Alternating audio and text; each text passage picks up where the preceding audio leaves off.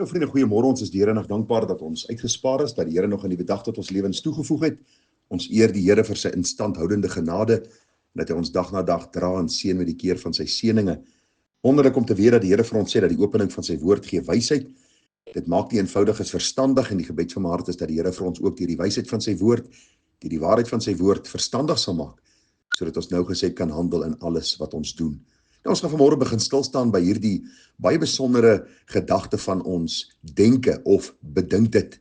Ons vind daar in Filippense 4 vers 8 die baie besondere woorde van die apostel Paulus, en hy skryf aan die gemeente, hy sê verder broeders, alles wat waar is, alles wat eerbaar is, alles wat regverdig is, alles wat rein is, alles wat lieflik is, alles wat loflik is, watter deeg en watter lof daar ook mag wees, bedink dit. Nou hierdie gedagte van broeders kan ook insluit die vroue, die kinders, die jong mense, vriende, elke persoon word hierby ingesluit. Ons moet ons denke rig om God te verheerlik. Een van die vertalings wat ek nageslaan het, sê dit so baie mooi. Ek lees vir u Filippense 4 vers 8. Verder broers, alles wat waar is, alles wat edel is, alles wat reg is, alles wat rein is, alles wat mooi is, alles wat prysingswaardig is, watter deeg of lofwaardige saak daar ook mag wees, daarop moet julle gedagtes rig. Vriende, u sien wat ons dink is maar wie ons is. Dis belangrik om te sien dat ons denke eintlik ons lewensgang en ons optrede bepaal. 'n Onlangse studie toon dat die gemiddelde mens tussen 60.000 en 80.000 gedagtes per dag bedink. Dis 'n enorme klomp gedagtes. Dit gee jou so tussen 2500 en 3000 gedagtes per uur, en as 'n mens dit nou verder opdeel, so tussen 40 en 50 gedagtes per minuut. Jy sal met my saamstem dat ons gedagtes, vriende, soos 'n besige snelweg is. Dis heeltyd 'n gewoel, gedagtes, links, regs, verskillende dinge wat ons bedink, terwyl ons nog aan die een ding dink, is die volgende gedagte daar, en die gebed van my hart is dat ons vanmôre sal sien, dat ons denke bepaal ons rigting, ons denke bepaal ons optrede. Daarom sê die Bybel vir ons baie duidelik, daar is sekere dinge wat ons moet bedink, ten einde God welbehaaglik te wees. Die man Spurgeon, die groot skrywer en prediker, het gesê, our thoughts, if left to themselves, are as a cage of unclean birds or a den of wild beasts.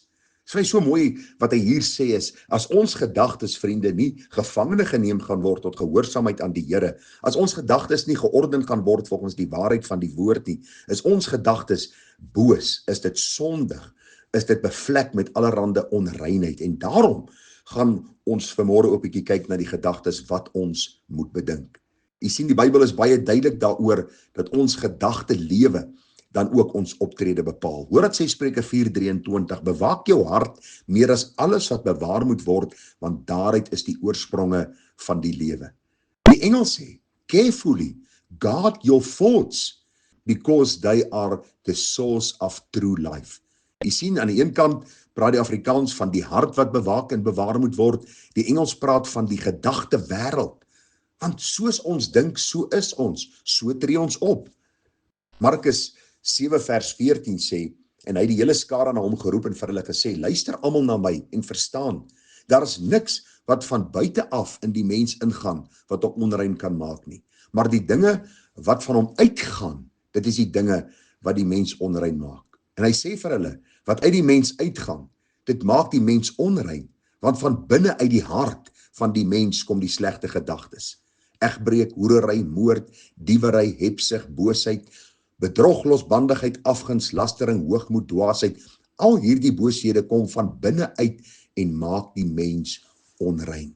Vriende, dit is belangrik dat ons Bybels moet begin dink, want jy sien, om Bybels te dink, begin by 'n vernuwing van my hart deur die wedergeboorte en die proses van heiligmaking. Daarom, ons kan net reg dink as ons seker is dat ons weergebore is. Hoe kan ons sekerheid kry dat ons weergebore is? Die vraag is eenvoudig, het jy jou sonde bely? Het jy uitgeroep om genade? Het jy gevra vir vergifnis? Het daar 'n nuwe lewenswandel na vore gekom, na jou sondebelydenis en jou berou?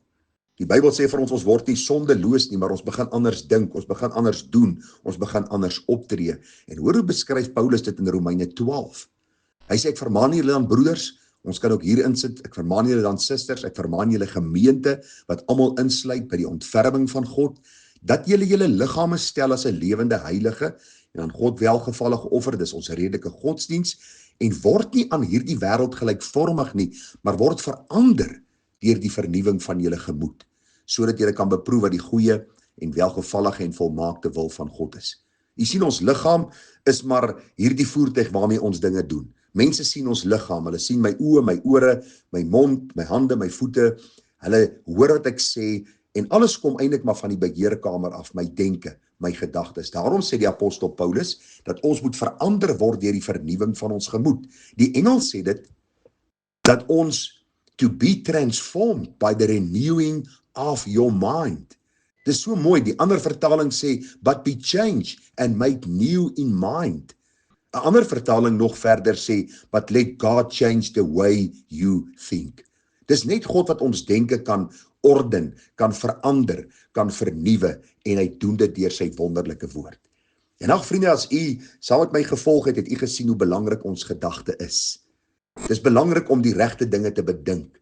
En hierdie dinge is nie dat ek 'n beter gedagte oor myself sal kry en 'n beter selfbeeld sal ontwikkel en al hierdie dinge wat die wêreld vir ons gee nie. As die Bybel vir ons sê dat ons verander moet word deur die vernuwing van ons gemoed, dan sê dit vir ons eenvoudig dat die Here die manier en die wyse waarop ons dink moet verander deur die waarheid van sy woord.